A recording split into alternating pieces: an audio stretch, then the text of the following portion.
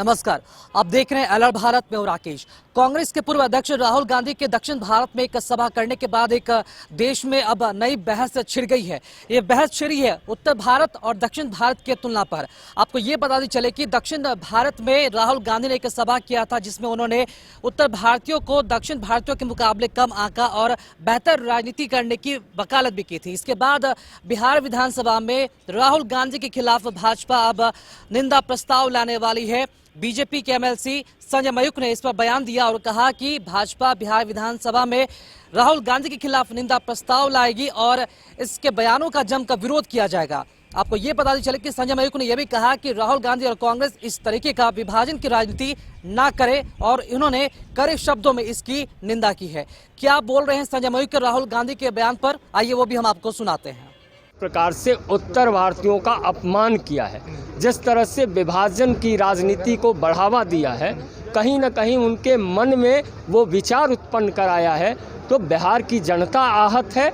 इसीलिए मैंने निंदा प्रस्ताव लाने की बात वहाँ कही है बिहार विधान परिषद में, और परिषद के अनेकानेक सदस्यों ने इसमें सहमति जाहिर की कि राहुल गांधी के प्रति निंदा प्रस्ताव आना चाहिए। क्योंकि कल उन्होंने कहा था कि दक्षिण भारतीयों से ज़्यादा समझ उत्तर भारत से कम समझ उत्तर भारतीयों को है, यानी उन्होंने ना समझ कहा है बिहार और उत्तर प्रदेश और उत्तर भारत के लोगों को। इसलिए हम निंदा करते हैं और उन राष्ट्रीय नेता से आग्रह करते हैं कि वह विभाजन की राजनीति न करें।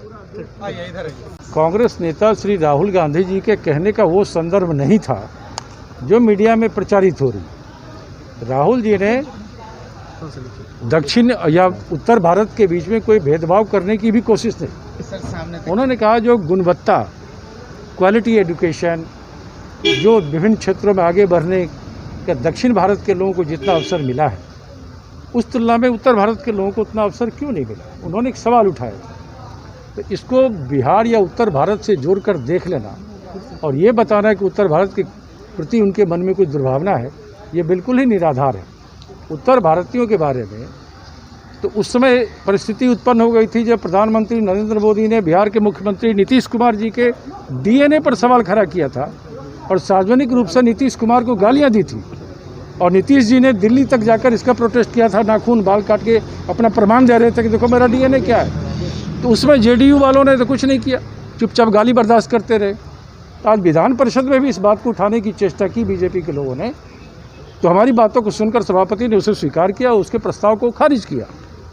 तो ये चीज़ें हर बात में राजनीति करना, मैं समझता हूँ बीजेपी के लोगों को अब इससे परहेज करना चाहिए। कल जिस तरह से गालियाँ दी हैं जनसंख्या को लेकर, हिंदू मुस्लिम करने का जो चक्कर ये लोग विधानसभा विधान परिषद में भी करते हैं, वो नहीं चलने चाहिए। लेकिन बीजेपी का कहना है कहीं ना कहीं यूपी में लोकसभा इलेक्शन में हारे हैं और कहीं यही कारण है कि वो इस तरीके का बयान दे रहे हैं। बिल्कुल नहीं, ये निराधार बातें हैं। बीजेपी हर चीज में राजनीति करती है।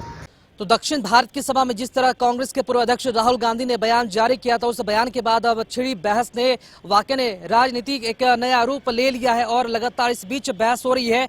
और भाजपा खेमे में इस बात का विरोध है कि आखिर दक्षिण भारतीयों के मुकाबले राहुल गांधी उत्तर भारत के लोगों को आखिर क्यों नीचा दिखाने का काम करे। देखना यह अहम होगा कि इस निंदा प्रस्ताव में क्या विपक्षी पार्टियां उनका साथ देती है या फिर इस पर भी एक अलग राजनीति देखी जाती है। खबरों में अपडेट बने रहने के लिए आप देखते रहिए अलर्ट भारत। नमस्कार।